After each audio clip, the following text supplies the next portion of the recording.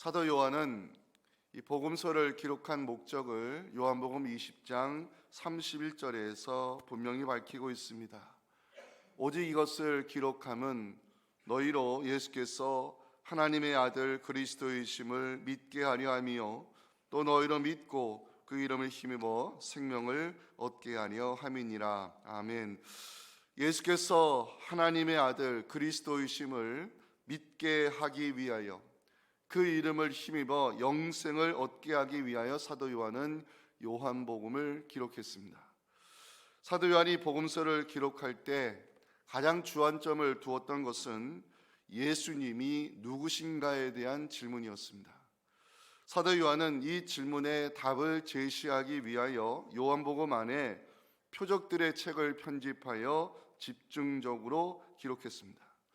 표적들의 책이 무엇인가? 요한복음 2장부터 12장까지를 보면 많은 이적 사건이 등장하는데 이것을 표적들의 책이라 부르고 요한복음의 중심부를 차지하고 있습니다. 사도 요한은 표적들의 책에서 7가지 이적 사건을 소개하는데 특징적인 것은 독특한 구조를 가지고 있다는 것입니다. 독특한 구조란 표적, 오해, 가르침을 말하는데 예수님을 통해 일어난 이적 사건을 사람들이 세상의 가치관과 관점으로 해석하면서 오해하게 되면 주님은 말씀의 가르침을 통하여 자신이 누군가에 대하여 말씀을 선포하셨습니다. 예를 들어 오병의 기적을 경험한 사람들이 예수님을 붙잡아 놓으면, 예수님을 우리의 임금 삼으면 육신의 문제를 해결해 줄 수 있다 오해하고 예수님을 붙잡으려는 모습이 요한복음 6장 15절에 나옵니다. 그러므로 예수께서 그들이 와서 자기를 억지로 붙들어 임금으로 삼으려는 줄 아시고 다시 혼자 산으로 떠나가셨습니다.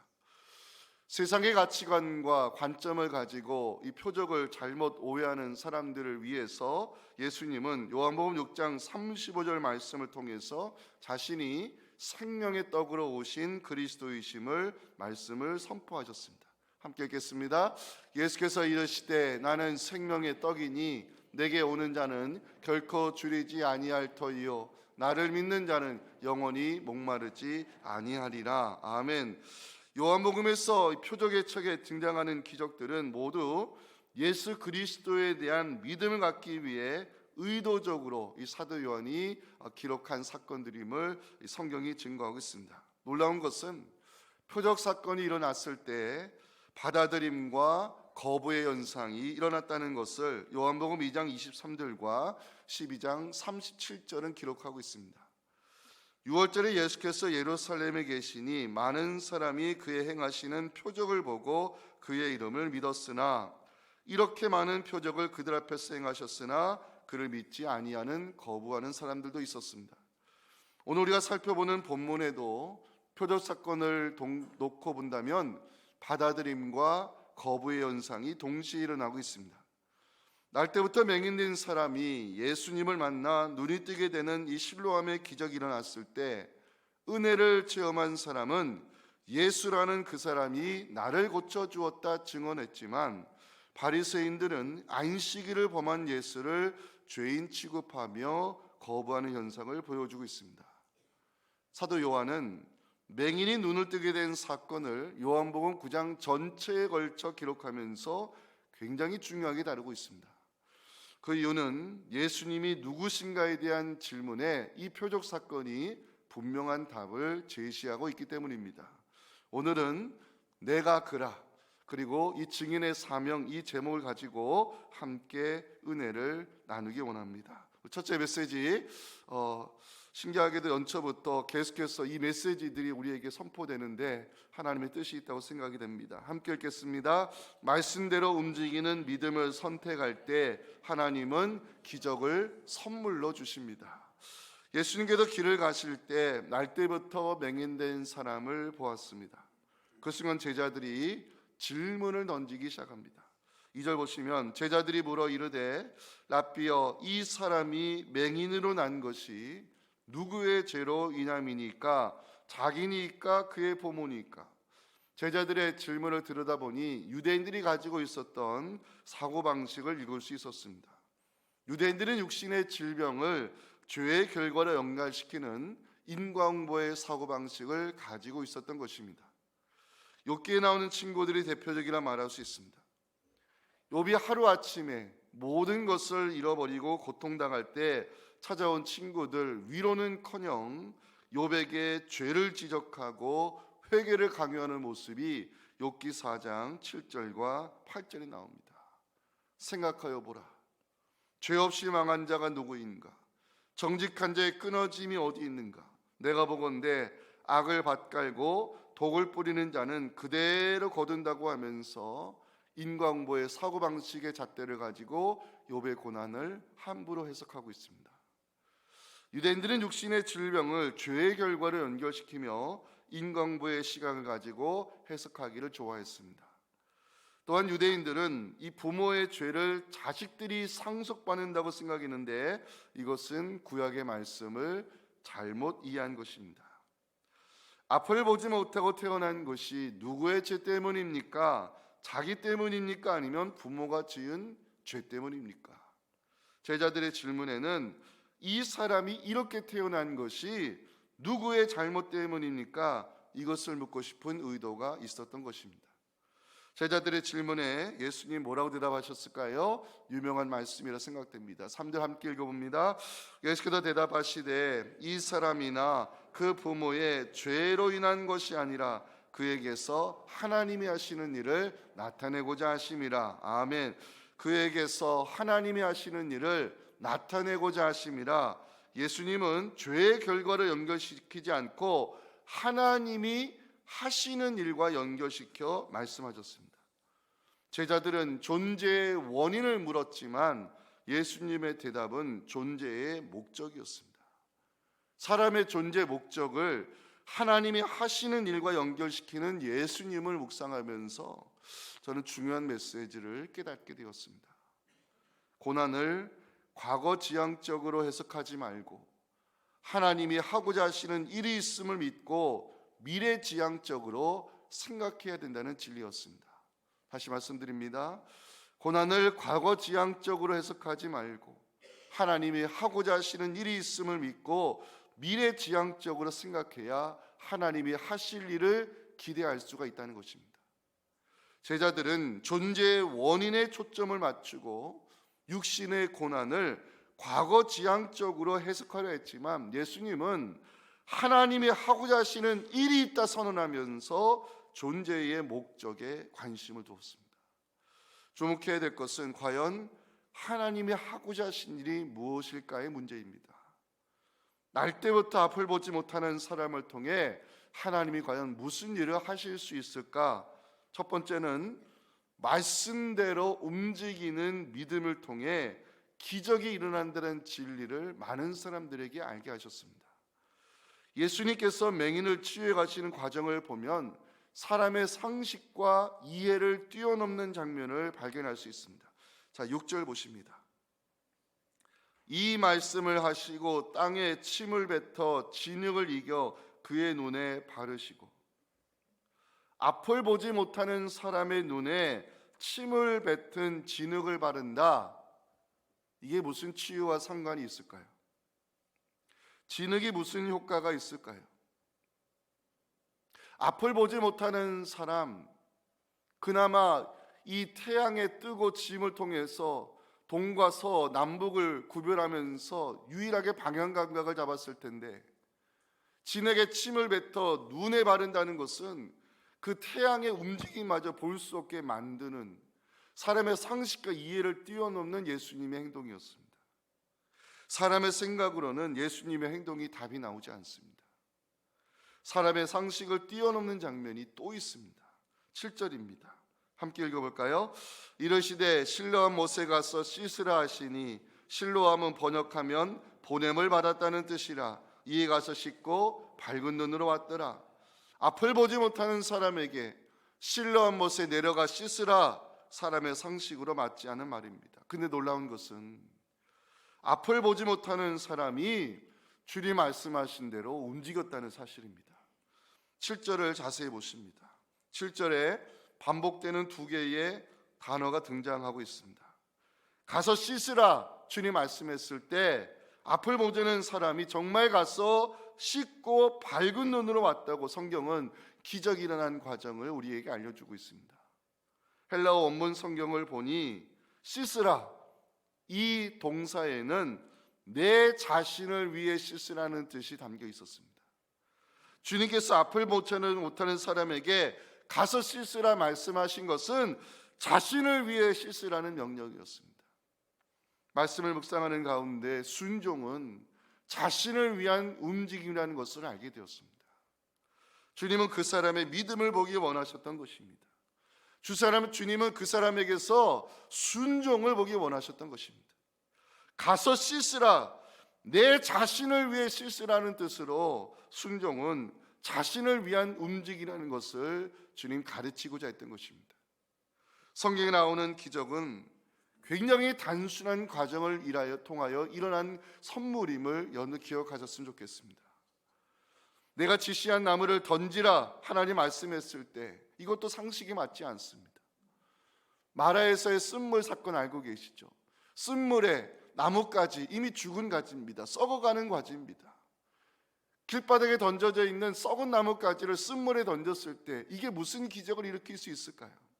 그런데 모세는 사람의 상식을 내려놓고 주의 말씀대로 던졌을 뿐인데 나머지는 하나님이 책임져 주셨습니다. 이게 기적입니다. 요단강에 발을 담그라, 범람하는 이 강물에 발을 담근다고 강물이 멈춰질까요? 사람의 상식으로는 할 수 없는 명령이지만 제사장들 발을 담그는 순간 하나님은 일하기 시작했습니다. 무슨 말씀을 하시는지 그대로 하라. 마리아의 권면에 하인들 그대로 했을 뿐인데 메시아의 첫 번째 기적이 일어났다고 요한복음은 증거하고 있습니다. 저를 한번 따라합니다. 말씀, 움직임, 기적, 이 단순한 공식을 기억하셨으면 좋겠습니다. 말씀, 움직임, 기적입니다. 복잡하지 않습니다. 주님께서 가서 씻으라 말씀했을 때 하고 싶은 말 있었을 것이고 묻고 싶은 거 있었겠지만 이 사람 그대로 움직였습니다. 말씀하신 그대로 단순하게 움직였습니다.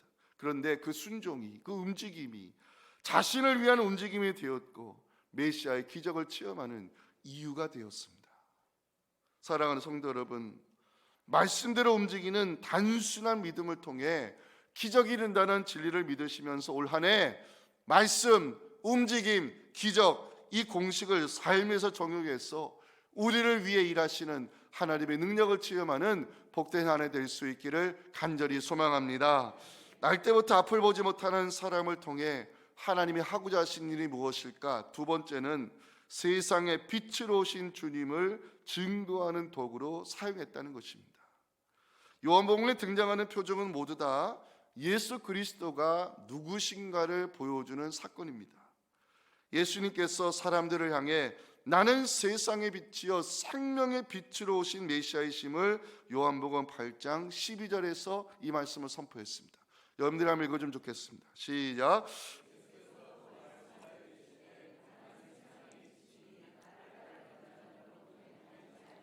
생명의 빛을 얻으리라. 아멘. 날 때부터 앞을 보지 못한 이 사람, 세상의 빛으로 오신 주님, 생명의 빛으로 오신 예수 그리스도를 증거하기 위해 하나님이 준비시켜 놓으신 사람이었습니다. 말씀을 묵상하는 가운데 육신의 고난을 존재의 원인으로 해석하지 말고 존재의 목적으로 해석해야 된다는 진리를 깨닫게 되었습니다. 사람들은 원인 찾기를 좋아합니다. 날 때부터 앞을 보지 못하고 태어난 것이 누구의 원인 때문입니까? 자기의 죄 때문입니까? 아니면 부모의 잘못 때문입니까?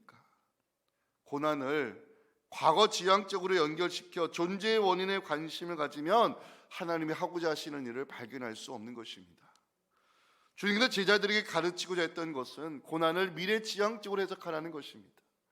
하나님이 하시는 일이 있기 때문에 고난을 미래지향적으로 해석하면 존재의 목적을 발견할 수 있다는 것입니다.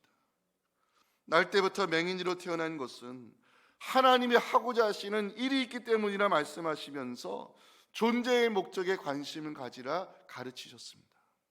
결론적으로 맹인에게 일어난 기적을 통하여 예수 그리스도가 하나님을 계시하는 세상의 빛이요 구원과 영생을 가져다 주시는 생명의 빛이라는 것을 증거하는 도구로 이 사람이 쓰임 받았습니다.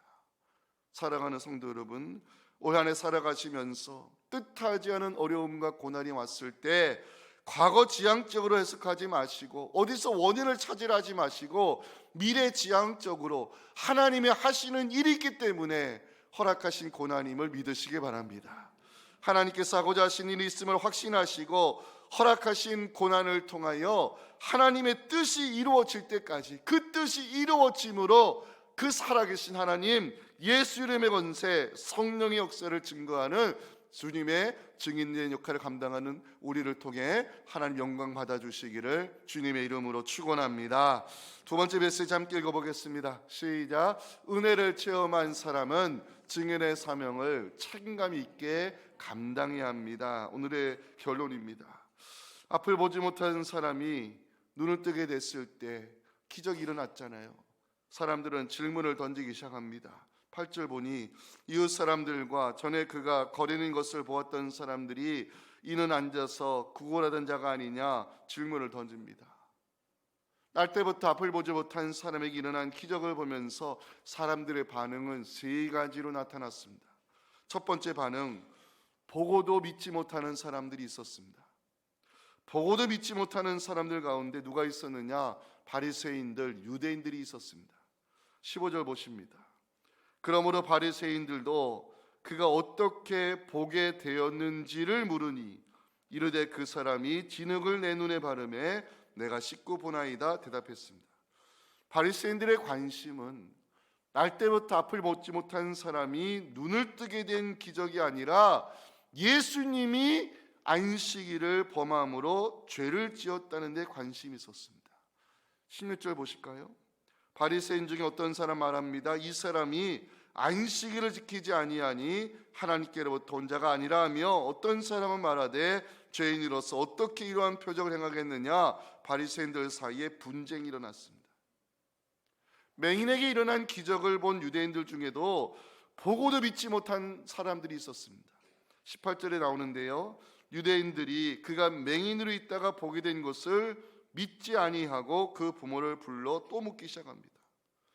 보고도 믿지 아니한 사람들, 성경은 이런 사람들을 가리켜 영적 소경이라 부릅니다. 두 번째 반응, 알고도 알지 못한다고 말하는 사람들이 있었습니다. 알고도 알지 못한다고 말하는 사람들, 놀랍게도 이 앞을 보지 못하고 태어난 아들의 부모들이었습니다. 사람들의 질문에 부모들은 어떻게 대답했을까? 20절 21절 보면 이해가 되지 않습니다. 그 부모가 대답합니다. 이 사람이 우리 아들인 것과 맹인으로 난 것은 아나이다. 그러나 지금 어떻게 해서 보는지 또는 누가 그 눈을 뜨게 했는지 우리는 알지 못하나이다. 그에게 물어보소서. 그가 장성하였으니 자기 일을 말하리이다. 이 부모의 평생 소원이 뭐였을까요? 내 자식이 눈을 뜨는 거 아니었을까요? 눈을 떠서 부모를 알아보고 세상을 보고 하나님 지으신 아름다운 자연을 보고 살아가는 것, 그 부모의 평생 소원이 이루어졌는데 어떻게 내 아들이 눈을 뜨게 되었는지 정말 몰랐을까요? 부모는 알고 있었습니다. 그 증거가 22절에 나옵니다. 그 부모가 이렇게 말한 것은 이미 유대인들이 누구든지 예수를 그리스도로 시인하는 자는 출교하기로 결의하였으므로 그들을 무서워했기 때문입니다. 유대 사회에서 쫓겨날 것에 대한 두려움, 사람들에 대한 두려움, 이것이 부모들이 알고도 알지 못한다고 말하게 되는 이유였습니다. 세 번째 반응이 있습니다. 알고 있는 것을 그대로 말하는 사람이 있었습니다. 사람들은 묻기 시작했습니다. 내 눈이 어떻게 떠졌느냐 물었을 때 이 사람은 자신이 알고 있는 그대로를 대답합니다. 10절 11절을 함께 읽겠습니다. 시작. 그들이 묻되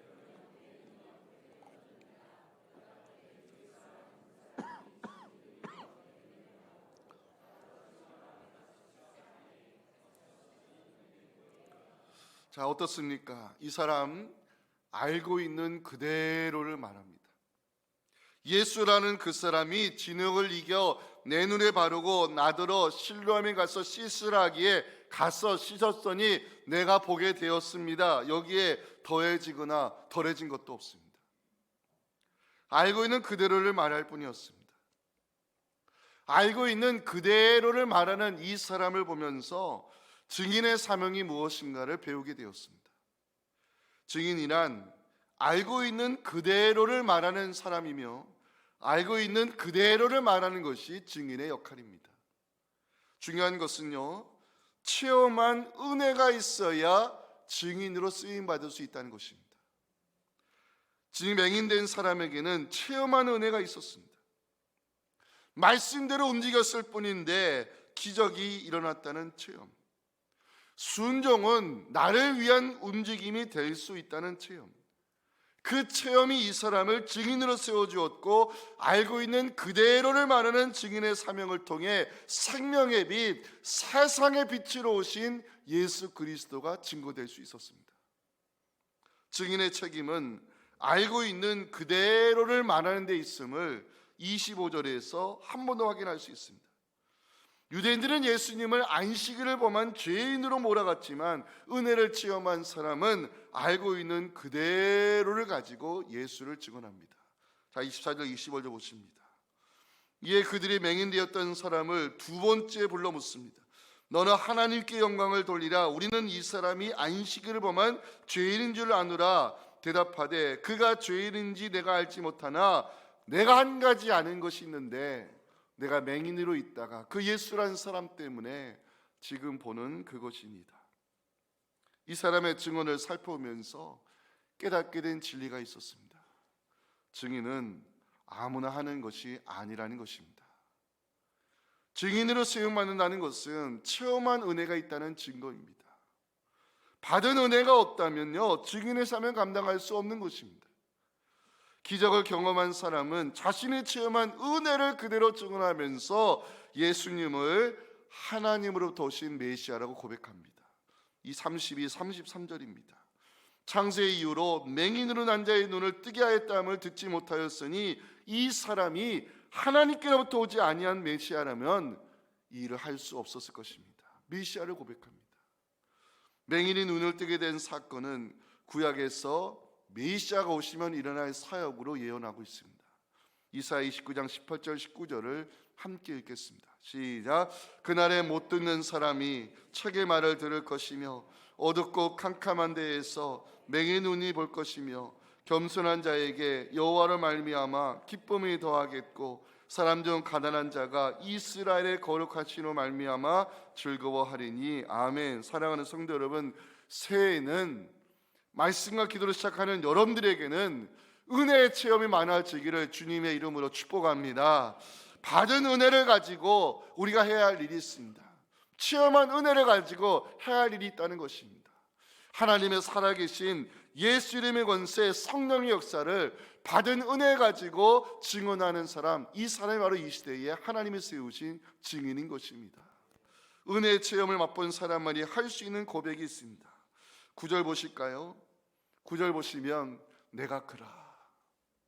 저는 이 고백이 참 은혜가 됐습니다. 내가 그 사람입니다. 내가 그라는 것은 내가 그 사람이란 뜻입니다. 내가 바로 그 은혜를 받은 사람입니다. 내가 바로 그리스도의 능력을 체험한 사람입니다. 내가 바로 이 순종의 단순한 믿음을 통하여 하나님의 기적을 경험한 사람입니다. 이 고백을 남기고 있습니다. 체험한 은혜를 가지고 증언을 하니 사람들이 또 물었습니다. 10절에 우리가 주목해야 될 단어 하나가 등장합니다. 어떻게라는 단어입니다. 사람들은 은혜를 체험한 우리에게 물을 것입니다. 어떻게 이런 기적이 당신에게 일어났냐고, 어떻게 이런 은혜를 당신이 체험했냐고 물으실 때 여러분들, 예수라는 그분이 내게 기적을 베풀어 주셨다고, 예수라는 그분이 내게 은혜를 베푸셨다고 증언하는 여러분들의 이 증인의 사명을 통해 하나님의 살아계심이 많은 사람들에게 증거될 수 있는 올해 능력 있는 한 해가 될 수 있기를 주님의 이름으로 축원합니다. 지금은 우리 구주 예수님의 은혜와 우리에게 새 은혜 부어주시는 하나님 아버지의 크신 사랑과 성령의 역사가 오늘 주신 이 귀한 복음의 말씀을 내게 주신 기적의 말씀으로 붙들고 순종이 나를 위한 움직임을 깨닫고 말씀과 움직임과 기적을 경험하여 그 받은 은혜를 가지고 하나님이 나를 통해 하신 일을 증언하기 원하는 사랑하는 모든 성도들의 이 귀한 증인의 사명과 기도하기는 제목들 위해 지금부터 영원토록 함께 하시기를 간절히 축원하옵나이다. 아멘.